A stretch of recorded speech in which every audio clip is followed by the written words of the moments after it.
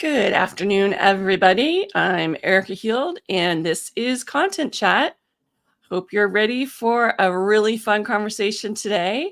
I'm joined by Chloe Thompson, and we're going to be talking all about some of those important conversations you need to have around, what content does to drive business. So that way you can have those really important conversations with your leadership team to make sure that your content team is getting credit where credit is due and that you are able to defend the spend.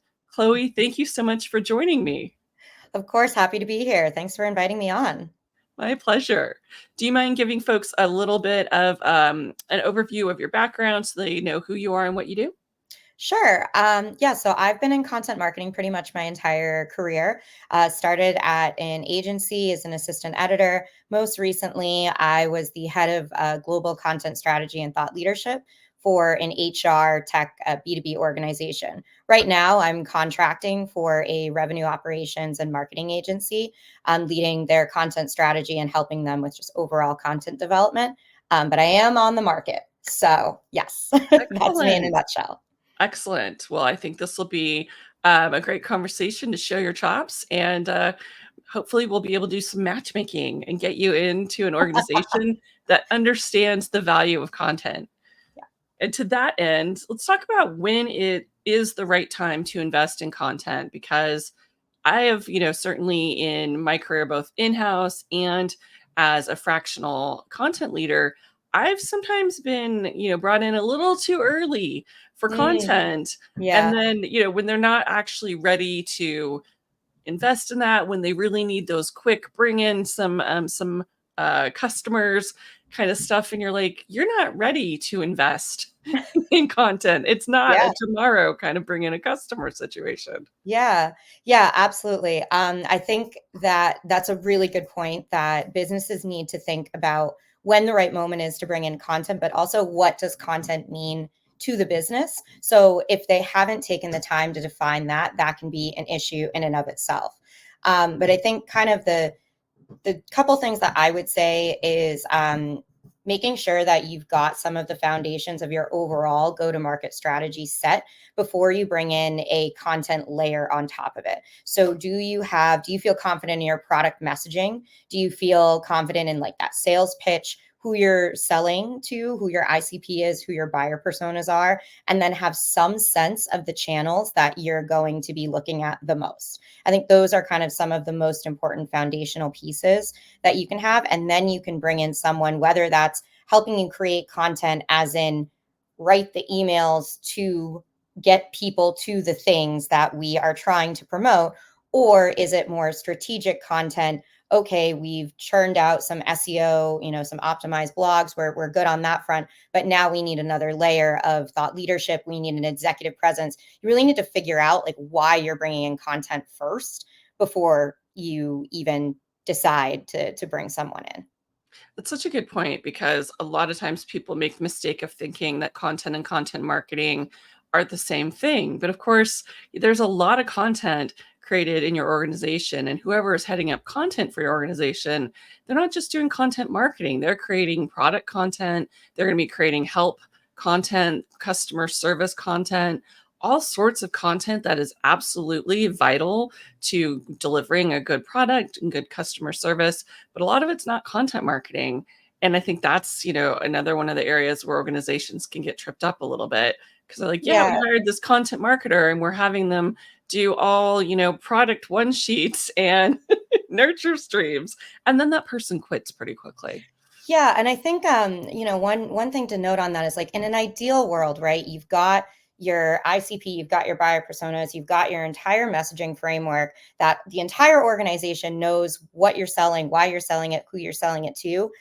That takes a long time to build. So even if you have some of those building blocks, that can help accelerate just your content creation process and your content strategy so much more, because you can figure out again, like here's the foundation, and then what are the other layers of content that you need on top of that? Where do you want to invest your time in the most? Totally. And I think that's a good segue to talking about, business goals and how they can tie directly into what you're doing from a content marketing standpoint. So I feel like this is something that a lot of times people don't understand unless a piece of content has a call to action of, schedule a demo or buy this with a UTM that can be tracked all the way Mhm. through to the closed won sale. I think a lot of times people don't necessarily understand how the content that they're creating actually helps move the business forward. Yes, definitely. The amount of times that I've heard, okay, well, how many conversions do you think we're going to get off of this blog post? Like, that's not the way to think about content. When you think about content just as, in a bubble or in a channel, that's like the number one thing I would say, try to break your thinking. And I think as content leaders, that's your job to try to educate the rest of the business. That content actually lives across the entire business. It's not just this one blog post, this one social post, it's this. It needs to link thematically to the campaigns that potentially your growth and your demand team are putting out there, right? So instead of thinking of content as just this one piece or this one, again, this one post, this one tweet, whatever it is, how can you think of it more holistically so that you can draw all of these different pieces of content within potentially like your entire content pillars? So then you can say, okay, well, the ROI of this potential content pillar is X, rather than having it be so narrowly focused on, well, we think this blog post is going to bring in X amount of conversions.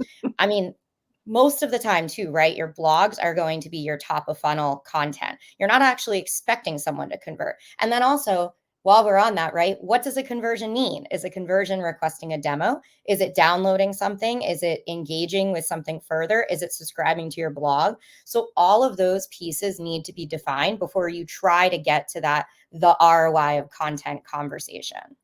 That's exactly why whenever I onboard a new client or back in the day when I would start a new job, I'd create these kind of hybrids between being a creative brief and a content submission form that would capture up at the top, who are we talking to and what is the objective of this piece? Why are we creating it? What is it supposed to do? How does it relate to content we already have? And really get all that kind of stuff out there and agreed upon well before we started writing anything. Because if you don't Mhm. do that, then you end up in those situations where, oh, well, I thought you were going to get so many conversions from this blog post. And you're like, why on earth would you think that? This blog post was supposed to drive people, to download the ebook. That was the call to action. Like having that, upfront, what are you trying to do? How are you going to accomplish it? How does all this stuff work together is so important. And I think a lot of times people who aren't content people, they don't think through all of those different things. They're just like, well, can't this post just do 5 things? And it's like, Right, no. And right. those are the same people that send emails that have, 8 outgoing links and 6 calls to action.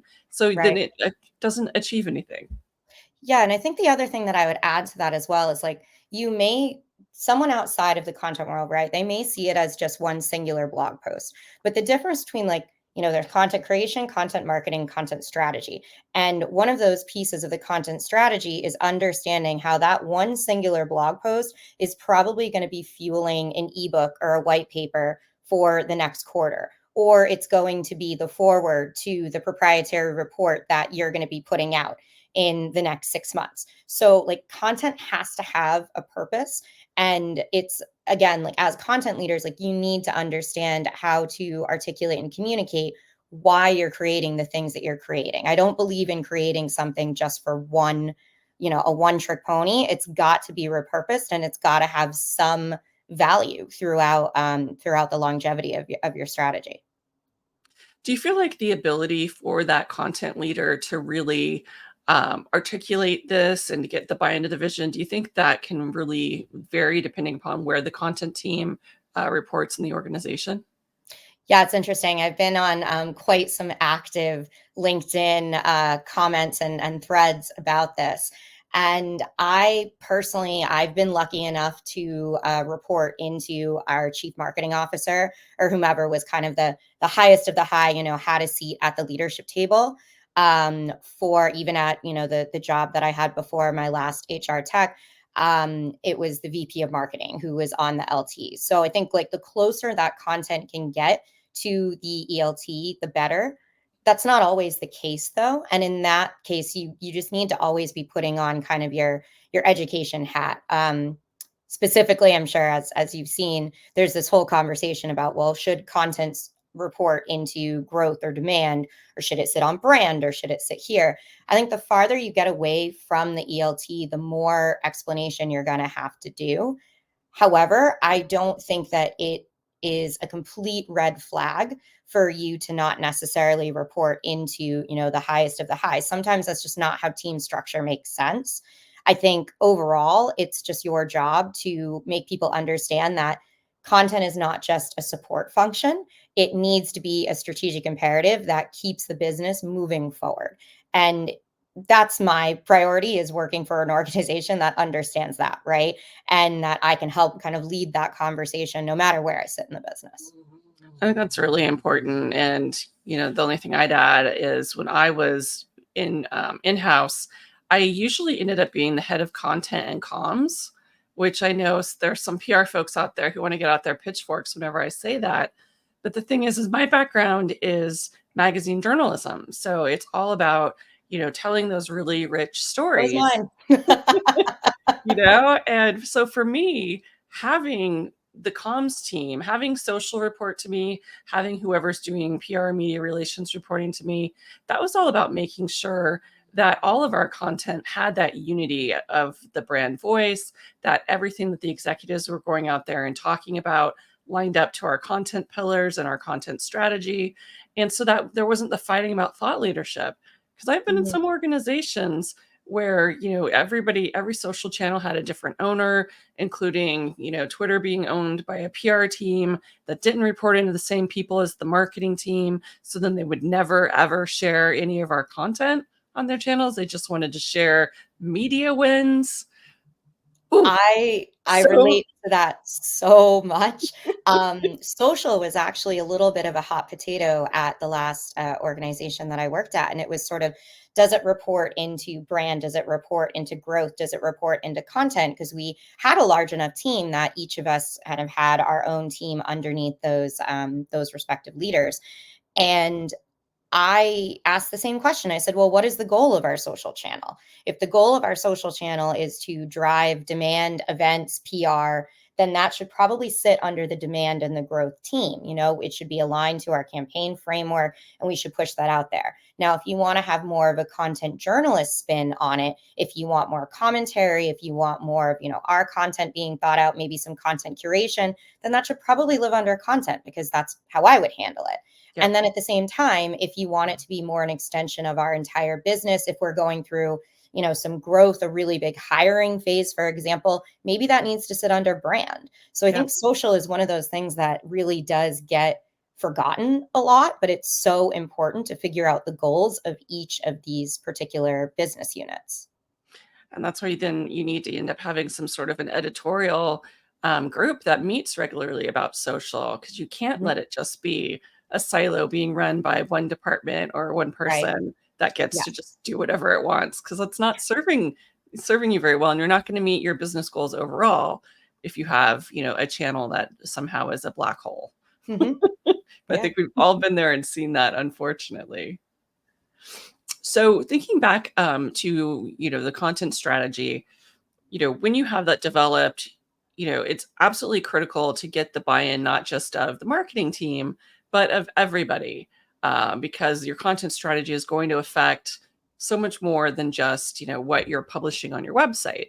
So I'd love to hear your thoughts on, some of the best ways to get that buy-in from the executive team, especially if it's a departure from what you've been doing previously. Yeah, so I think the biggest thing is to understand the business objectives yourself, right? So the second that you try and treat content as siloed and as a channel, and you put your goals and your priorities ahead of the businesses, you're already in trouble. So one of my former bosses kind of tried to teach it to me this way. You've got your business goals and your business strategy, and then from that derives your product strategy. From that is your sales strategy, your marketing strategy, and then your content strategy. So all of these things need to work together. So your content goals and your overall content strategy, you should be able to clearly define how this supports your overall business goals, how this supports your overall sales trajectory, how this helps your product marketing and your solutions, like whether it's thought leadership on where your product may be going in the next 5 years,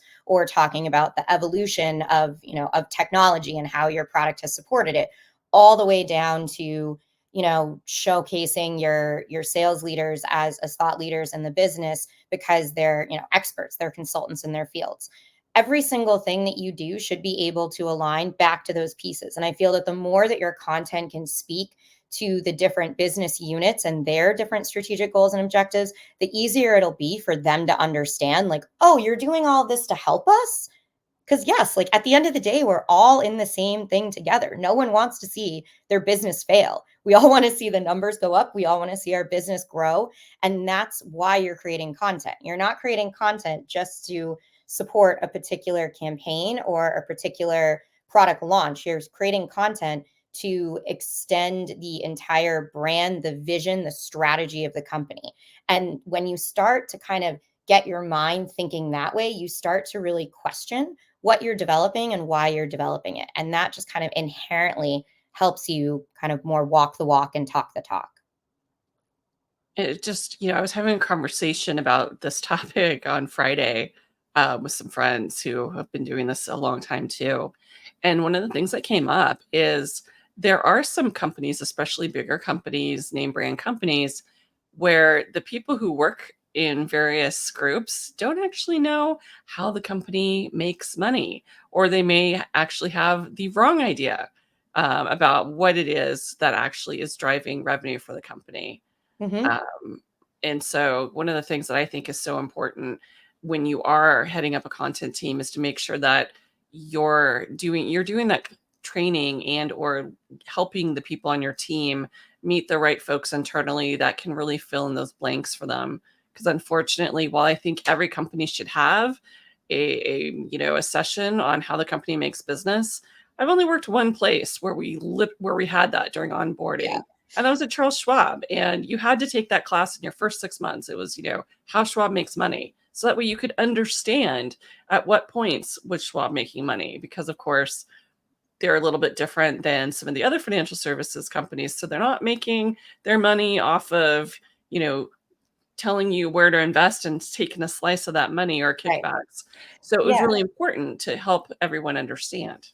And I think another piece of that, I mean, first of all, I think that's one of the reasons that I think it is so important for content to sit as close to the ELT as possible, because your ELT hopefully is going to be able to explain that to you in really easy to understand language that then you can then carry on to the rest of your team. But I think the other thing is understanding again where the business goals are. They really focused on high growth. So are the net new customers the most important thing? Or are they really focused in on customer retention? Is that what's actually, having the ships rise? Because your content strategy is going to be totally different if you're trying to plug into all these people that already know what you're doing and maybe just need the upsell opportunity or need reasons to stay with you, versus trying to get your name out in the market to people that don't know you, don't know what the hell you're doing. They're totally different. So even to understand that basic balance of where's our money coming from? Is it retention? Is it net new? What's the balance here? That can help just maybe get you started even with what type of content you need to focus on. I'm just so glad you mentioned that, because so frequently you don't even see existing customers being mentioned in content strategies as an audience.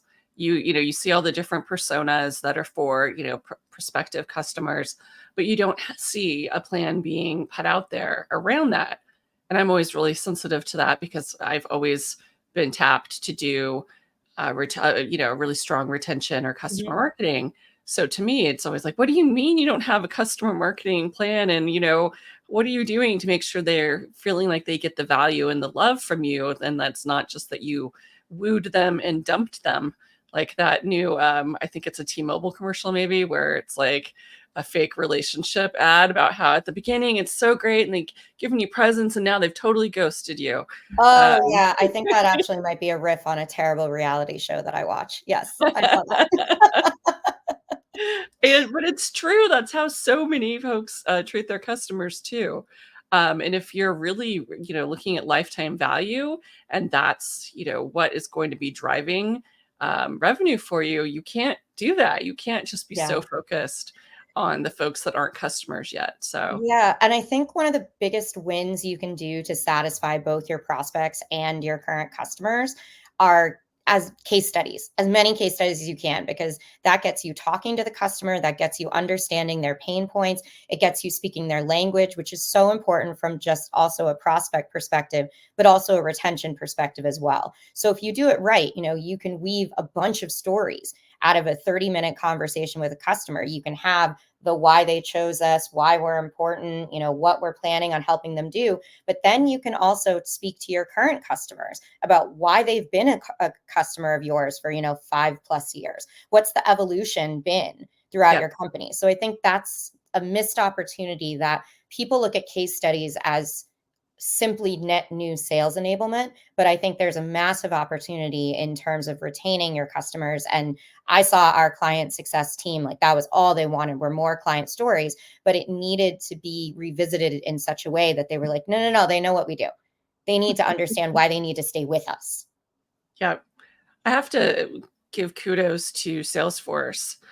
They're a former client of mine, and they're so good at that. I worked with them on all sorts of customer stories that really did elevate the customer, those existing customers, with those really long-term relationships, Mhm. and share what they were working on and how the technology had transformed their jobs and their companies. And it was so much fun to get to work on that kind of content, and you just think to yourselves, why are other companies not doing this? Because it is really powerful when you're turning your customers into the heroes by letting them share their Absolutely. knowledge. Yeah. And it's so much more impactful to have the value that you're bringing to somebody coming from them versus Yes. you saying, "Oh, we're so great." Yes. Um, 100%. Yes. That's the gold, right? Those are the golden nuggets that so often get ignored, but they're so important. exactly. And I know that you've worked with a lot of the same kinds of companies that I have, B2B technology, HR tech. Those are my sweet spots. I've done so much work in those areas and I love them. And one of the things that all of those jobs and all those clients, for that matter, have in common is they really put a huge emphasis on creating employee brand advocates and having Mhm. employees share. And I personally, one of my big things is getting the right people on the executive team to share. Because if, for example, Mhm. you're a technology company and you're trying to sell into the Microsoft ecosystem and your CTO doesn't use LinkedIn, that might be a problem, right? Never run into that. What do you mean? You might wanna have that person, or worse yet, they do have a LinkedIn profile and they never read any of your content, they never reshare it. So they basically train the algorithm that your content is garbage for people like them, which is your target audience. Yep. Unfortunately, these are real life scenarios and Yep. they are very sad. Yep.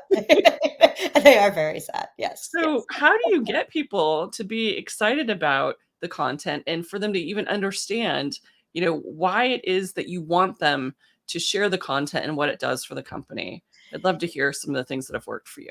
Yeah, so I think it depends on obviously what kind of business unit you're looking at, right? There's going to be different motivation for sales versus customer success. Those are kind of the slightly easier ones. It's building up your authority, it's getting your name out there, it's getting our prospects and our clients to notice you. That's kind of like a what's in it for me simple use case. But I think you need to think about the what's in it for me before you even think about it from the company level. So trying to get your different thought leaders involved in the process of creating content rather than just giving them something that's fully baked and saying, hey, we really want you to post this here, we've drafted up some social copy for you, can you just do it? Right, like no one's going to respond well to that because they're going to say, what? I, I I don't, I don't don't want even know. to. I don't want to. Why am I helping you? How are you helping me? Again, it goes back to the idea of creating content that aligns with your business and all of those different tiers of strategy. And most likely, those tiers of strategy that I've outlined, they align to the person that you're trying to get to share your content, right? So you need to thread the needle and connect those dots so that someone understands the value of them posting and of them sharing your content. And a lot of times that will start with you introducing them into your content creation process from the get-go. I'm a big on subject matter expert led, like thought leadership. There are a lot of really smart people in your organization and outside of your organization. And as a content leader, like you're not supposed to be the expert in everything. It's your job to make it sound, palatable for your reader and your user, and to make sure that it's in a good format, to make sure, again, that it aligns to what you want to do with your content strategy. But the thoughts, the stories, the tips, the tricks, like those are going to come from the people in your organization. So my number one tip is to get them involved from the get-go and get them excited about producing content with you. And the more that you can kind of bring them on that journey by talking to them about, well, here are the themes that we're talking about as an organization. This is really linking to our business objective of ABCD. I know that you're really involved on project ABC. So let's talk a little bit about how that contributes to our overall business strategy. And I'd love to get some of your thoughts for something that we're working on. Do you 15 minutes? And then all of a sudden, they have an ownership. They've got stake, right? They've got skin in the game in the content that's being produced. So they're going to just be more willing to help you out. Totally. And, I have a sneaky tactic that I used to use, which was, hey, I bet that in your professional development plan for the year, you probably have, something that writing a blog post for us could accomplish. Like, did you have a goal of, getting out there and doing some evangelizing? Did you need to work on your communication skills? How can we position doing this blog post or being the SME for an ebook, or being, the person going out there and being on this webinar? Like, how can we position it to Mhm. take something off their plate that they have to do, that they're not excited about, and making it be more fun? Fun. Yeah. So I think, a couple things. First of all, you need to make it as easy as possible for them, right? Like most of the time, these people are not writers. And if you even say, oh, I just need a couple bullet points of your thoughts on X, they're still going to get freaked out. It's still going to take them 2 weeks to complete because they don't necessarily understand what you're looking for. So I think the easiest thing is make it easy for them, put 15 minutes on their calendar, record the conversation so that you're capturing their thoughts. I think a lot of SMEs are scared of two things. One, that they're going to sound stupid, and two, that you are going to misconstrue what they're saying. And so I think you can alleviate that by telling them, this is exactly how I'm planning on using your voice and your content. Here's what it's going to help fuel, and here's how we're going to do it. And guess what? You're going to have approval at every single stage. Like, I'm not going to publish anything that you haven't seen. Like, so alleviating that worry has definitely gone a long way with me. I also think that people love nerding out without realizing that they love nerding out, right? Like, you and I are on this chat and we have another half hour. We probably could sit here and talk for 2 more hours. Like, this is what you do in your day to day. And I think telling them, like, don't make it so scary, like we're not doing anything crazy or groundbreaking. Like, we're just talking. We're just talking about what you do in your day to day. We're talking about what you talk to your clients or your prospects or within your team meetings in a day to day setting. And all you have to do is just answer a couple of questions that I have. And if I need some follow up details or nitty gritty, then we'll get into that afterward. Um, it kind of depends on where they are in the organization. What I've seen is, some more senior, kind of like the middle management, like when they're trying to get more visibility in the organization, they're the ones that are the most eager. And they're like, oh yeah, I want this. I'm trying to get to the next level. I want to show that I'm really big thinking, right? Yeah. Like, put me in. What I found too, though, is that, your frontline employees can be hugely valuable, particularly depending on, like your SDR team. They're the ones that are talking to your prospects day in and day out. So are you able to relate, again, HR tech, right? You can always relate that back to the employee experience. So I would always try and brainstorm with some of the SDRs about, how can you bring in your day-to-day experience and marry that with the tech that we're selling. So that was really great. But then getting their managers on board so that it was, as you said, kind of that professional milestone development. And you can start small. Maybe it's not writing a blog. Maybe it's sitting down with the content team for half an hour this quarter to just brainstorm some ideas. But I think the more you can do to make it just less scary for them, the better. Totally agreed. And thank you, Carmen Hill, for validating that you also have seen some leaders making blog contributions, a documented part of employees' social, professional development goals. And I got to tell you, I sometimes ask friends to put that as one of their goals for their people. I'm like, we really need more content from your part of the organization. It would be so great if you could work this in. Here's how I might do it. And you almost always get a yes, because if you're a good partner to your colleagues, they want to be a good partner to you Yeah. as well. Absolutely. And I think again, if you've connected those dots and they understand like the importance of content to the business, they're eventually going to be raising their hand. Which I was really excited to happen at my last organization. And what's happening, with the agency that I'm working with now, we're working on developing their thought leadership program and trying to bring more people into the mix. So that's been exciting.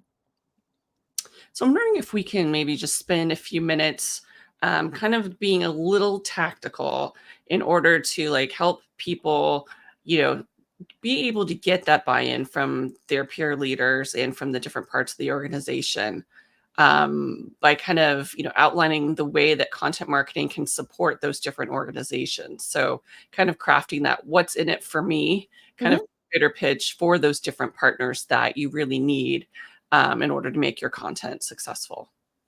Yeah. So, first of all, make best friends with your marketing operations people. They hold the keys to the kingdom in helping you understand how to track revenue from specific content pieces. So, depending on what sort of CRM you're using, like we used HubSpot at my last organization. I know a lot of others do as well. The combination between like HubSpot and Salesforce can be really powerful in being able to create specific content campaigns outside of just what is demand oriented, right? So, of course, you're going to be working with your growth and your demand teams to find out how much did this particular campaign bring in, but what are the specific layers of content that you can then look at? So, for example, if they created an entire campaign that was based off of a proprietary report that your team created, obvious real life example here, then you should be able to take a lot of that credit, right? Saying that without this content, you wouldn't have been able to fuel the campaign. So again, thinking of content not just as a channel and a one-off, but understanding how it fueled actual demand generation, you can then kind of connect the dots a little bit better. A couple other things you can do is from like an organic perspective, you can tag your content specifically so that you can look at the organic reach of your content versus, again, just the paid parts of it. So a lot of times content only gets, okay, well, what's the overall, blog traffic? What's this? What's this? But when you look at beyond the blog, I think that that's something that a lot of people forget as well. So like, what's the overall SEO impact on your site? So I want you to be looking at your product pages. I want you to be looking at your case study. I want you to be looking at all the different buckets on your website versus just the blog, because when you start to say just, you're already limiting yourself. So how can you start to package and promote content so that it's more of a holistic effort? And then all of a sudden you're talking about how you've driven the needle and you've gotten to the top ranking for a specific product related keyword. And then you can talk about what this brings in from a volume perspective, from a conversion perspective. And by the way, here are all the other things that are fueling that particular goal. I love that. And, I've been a huge proponent of UTMs forever, just because you can't you can't necessarily be sure how something is going to go into your analytics system and how it's going to be able to be reported back out on. Mhm. And if you put in those UTMs, then you can be sure that social won't just be grabbed by whomever wants it as it being, the source for the traffic or the source of a form fill. So it is really important to make sure that you take the time. And honestly, it doesn't take a lot of time. You just have to have, if you don't have a tool that does it automatically, you can just use a Google Sheet or an Mhm. Excel spreadsheet where you have those drop downs. So that way you have the consistency and you just build that UTM based on what you're trying to do. And it spits out the long URL for you. It's something that just takes a few seconds and it makes a huge difference. Yeah. And another thing that we did was we tagged our specific resource landing pages with Salesforce campaigns. So outside of our, like I said, our paid programs, we actually had organic campaigns that ran specifically from our resource center for those specific assets. So that was really helpful as well to see how organic in particular drove revenue. That's awesome. I love that. Did you by chance have like a Salesforce MVP type person on staff? Because I got to tell you, the difference between the one place where I had somebody who was, really deeply embedded in the Salesforce community and always talking about it, she built me the most amazing dashboard that actually, was able to show the entire customer life cycle and, how each piece of content fueled every conversion Yeah. and, being able to get that kind of granular data. Yet other places that also had Salesforce and the same marketing automation tools, I'd get nothing. I'd get, oh, Yes. I don't know, we're I going to have to will go in. I will say I worked with some rock star Salesforce administrators where it's sort of like, this is what we're looking for. And then they were able to help, build out that dashboard so that we could attribute. And then later on in my tenure, we actually invested in a sales enablement platform that went even a step further to show you not just, what was on our website, but what SDRs were sending out or what, salespeople and eventually client success was sending out that was also driving revenue. So that was even more of a full picture. But that was a pretty big investment, and we'd gotten to a pretty big place with our content to be able to invest in that. But make Totally. friends with your marketing ops people. They are the best. But it becomes a virtuous cycle because once you get to that point when you're able to invest in a platform like that, then you're able to go back to those teams and say, here's how we supported you, Mhm. and here's what we want to do next year to support you. Will you, help support our request for more budget in this area?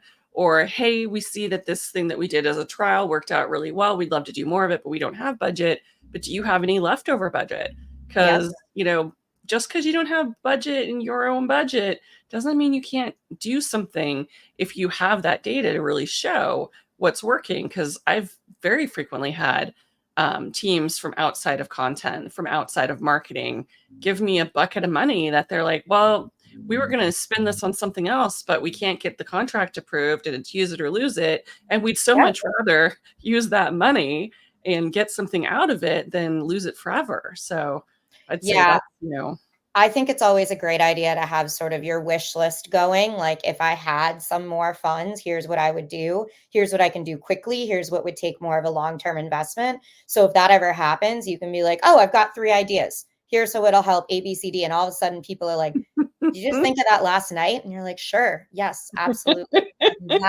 That quick-witted. I think another thing to add too is, a lot of companies will, hopefully be able to invest in Salesforce, HubSpot, and the sales enablement platforms, like I said. But if you're just starting out and you're sort of a content team of one and you're a much smaller shop, I think one of the most powerful things that I relied on were just anecdotes within the company. So, for example, we use Slack. And I was on a ton of different channels. I called myself like a champion lurker. And I would always just try and find sales teams, client success, product, et cetera, like them just mentioning our content. The sales managers and I would chat, and they would try to train their team on tagging my team in terms of, oh, well, you found us through the website, you found us through this, you found us through this. So that again, you sort of could build up your anecdote, your anecdotal ROI is what I like to think of it as. So I think that can also be really powerful as well. And then again, just not thinking of content as a channel, but more holistically. So if you are thinking about all the content that went into that particular product launch, can you say that product launch was more successful than the others? Can you talk to the sales reps and can you listen to some calls and can you kind of connect those dots yourself? Sometimes you might not have the tools and tech to do it. I think that's a luxury. And if you don't have that, then really just listening to the people around you and understanding how they're using content. And again, you should be creating content because it will help them do their job better. It'll help your prospects understand you better, or it'll help your customers understand you better, right? Like those three things are really important. So how can you connect the dots within your own organization to create those kind of ROI stories yourself?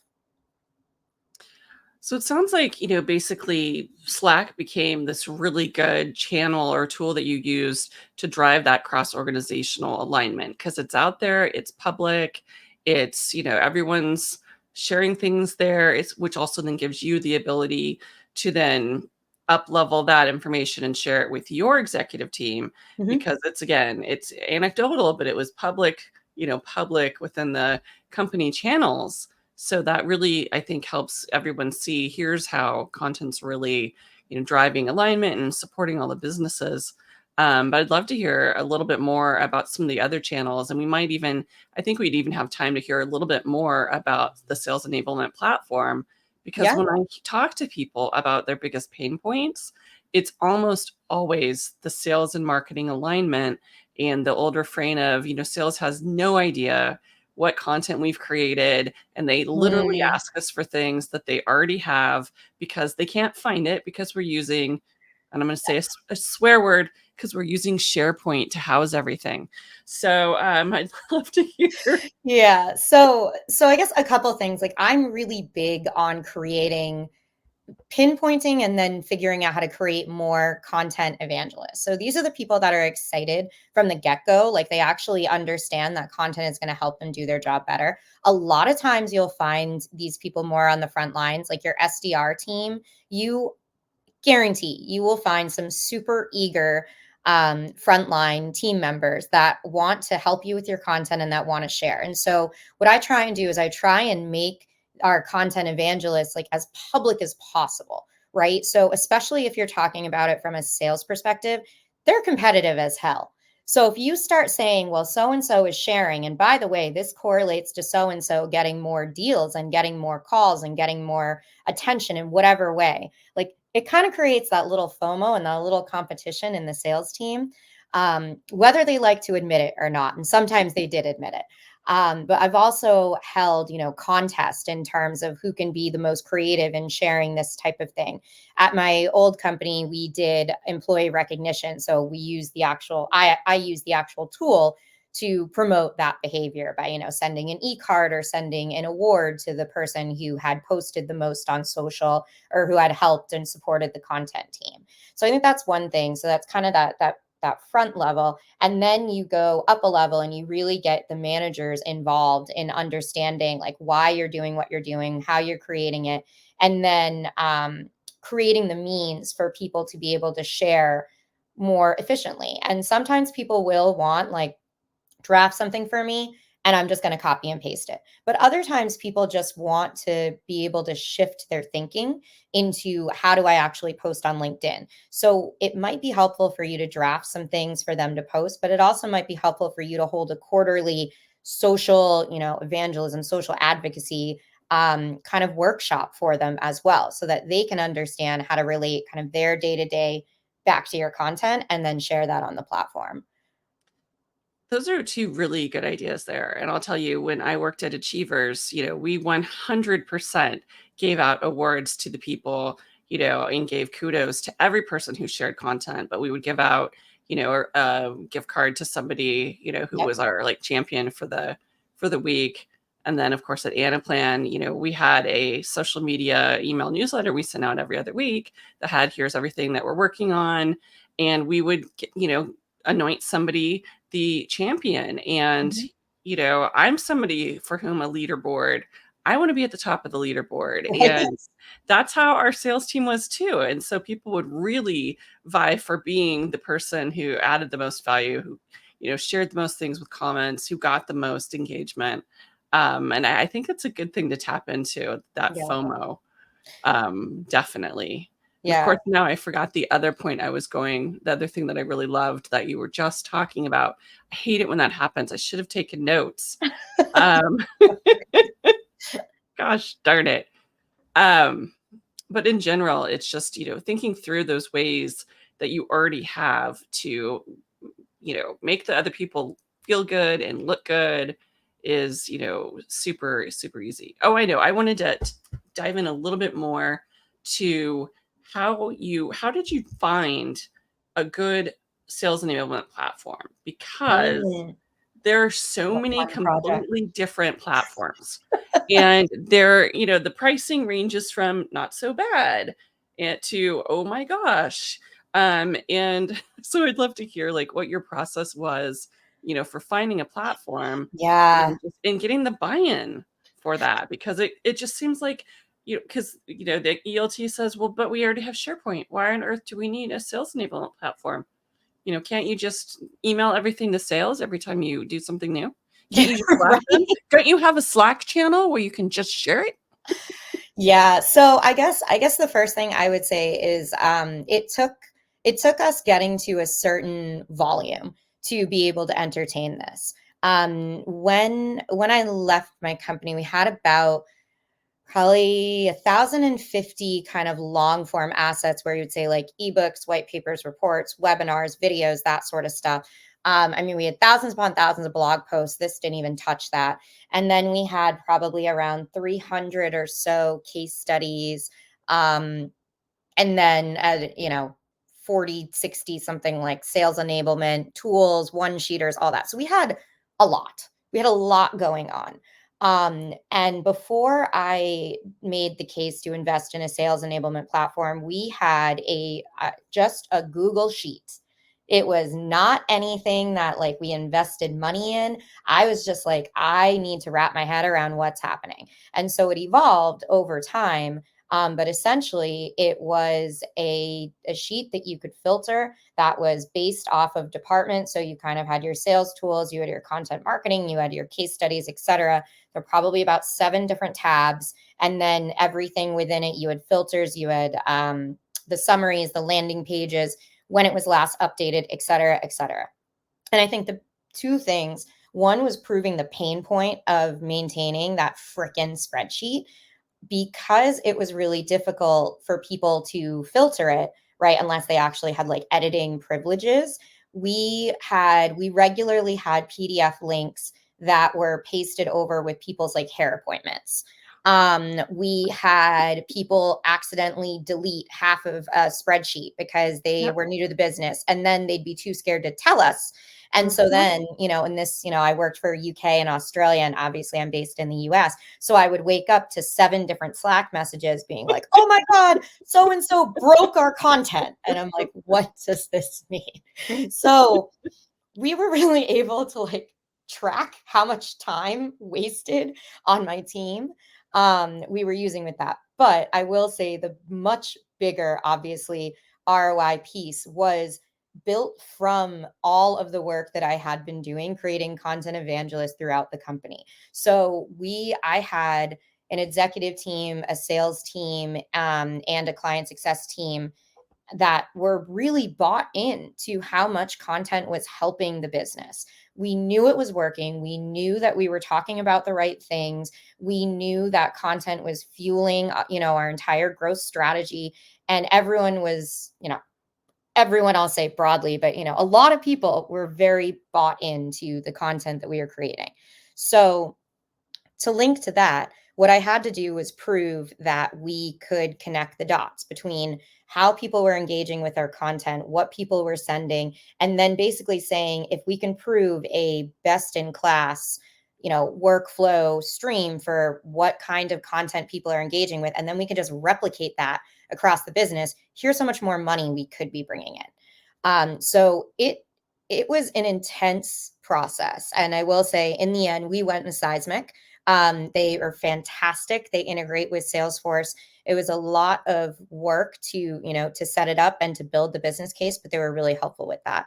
The biggest thing though was understanding kind of before people even got to our website, before they downloaded something, before they engaged with a webinar, like what were they doing from this pre-prospect level that our SDRs were sending them content. We had trained the SDRs on how to use content, what content was best used, but we really needed the data to support that in aggregate. So that was what the sales enablement platform was going to be able to help us do. Now, on my end, obviously, version control, my team not going insane because people were deleting things left and right, people, hosting things on their desktop rather than having to go to this one link. Like I must have had like a shirt at some point that was like rg.co/all content. Like everyone knew where they were supposed to go. But what we heard from the sales team, client success, and product was just, it was too much. We would onboard someone, excuse me, we would onboard someone. They would be like, this is amazing that you have all this content. And then it would just get so overwhelming for them Yeah. to figure out how to find it.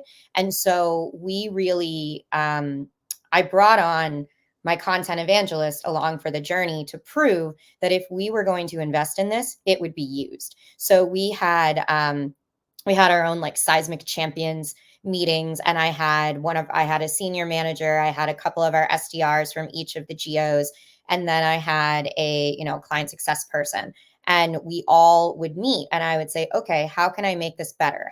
What would you need? And I wanted to make sure that if we were making a big investment, because it was a big investment, that it was going to become like the new language across the business. But it took my, my CFO, my CEO, all the leaders on the marketing team, all the sales leaders, a couple client success leaders, because eventually we wanted client success to come on the platform. Yeah. It was a huge cross-functional, cross-collaborative project.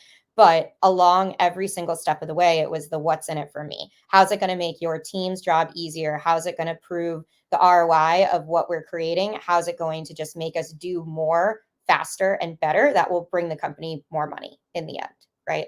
Those were the big things that we had to look at. I love that because I think you just gave us a 5-minute masterclass in how to get approval for, getting a sales enablement platform If into only your it took 5 organization. minutes. Oh my God. If anyone wants to talk on that separately, I'm here for you. It was quite the project, but it was probably one of the highlights of my career. Yeah. It's a huge accomplishment. And, again, it's such the huge pain point that I'll probably have to have you come back at some point just to really talk through this because, I think everybody has had the content, inventory spreadsheet of doom assigned to them, or worse yet, you've had to create it. I've created it many, many times. Yep. And it's great until you have to give somebody edit access because they want to sort it a specific way because everything that you're talking about, every one of those examples has happened.